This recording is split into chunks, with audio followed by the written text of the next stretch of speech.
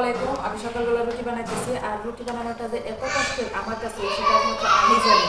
রুটি বানানোর দেখে কিন্তু খাইও না, খাইতেও পারি না, শুধু বানানি পারি না এই জন্য। আর দেখে দেখে রুটি বানাইছি চাকরির মতো পুষ্টু পুষ্টু, আর পুইরে দইরে রুটি বানানোতে একবারেই পারি না।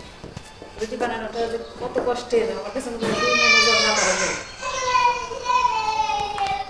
আর একটা একটা করে বানাইছি আর বাঁচছি, এইভাবেই শেষ করলাম সকালের নাস্তায়।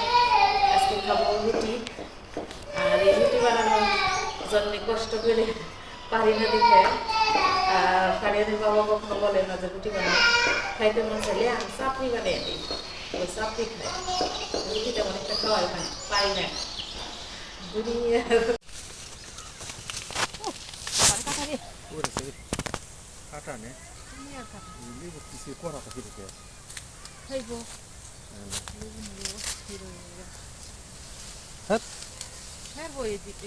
করাই না বড় হইব কত বড় হয়ে যাচ্ছ তুমি হেত এই বড় আল্লাহ রে কাম দেখলে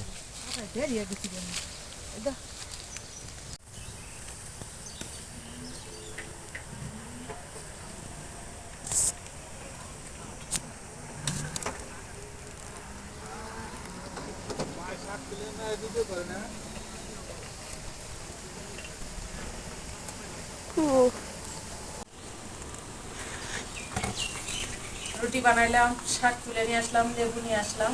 এই যে লেবু তেমন বাড়তি হয় নাই, কিন্তু মেয়ে এত লেবু পছন্দ করে, ডেলি 3 বেলা ওর লেবু লাগে, যার কারণে কড়া কড়া লেবু তুলে নিয়ে আসলাম। ওর বাবা না করলো, যেগুলো রস হয় নিও না। টাকি মাছ বের করে রাখলাম আগে, পাটায় বেটে ভর্তা করবো টাকি মাছ সাথে লাউ পাতা দিয়ে। 2টা টাকি মাছ আছে, আরো বের করতে হবে। পলিথিন এই জায়গায় রেখে দিলাম, বাইরে নিয়ে ফাটে দিতে হবে।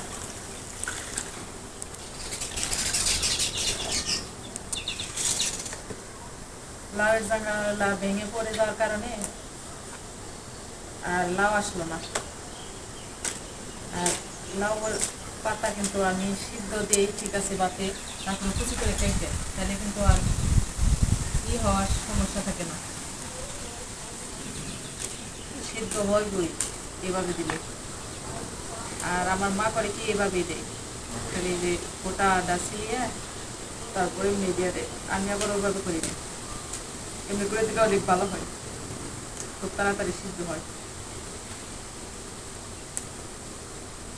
আর এত বেশি মজা লাগে এই যে লাউ পাতা দিয়ে ভর্তা বানাইলে।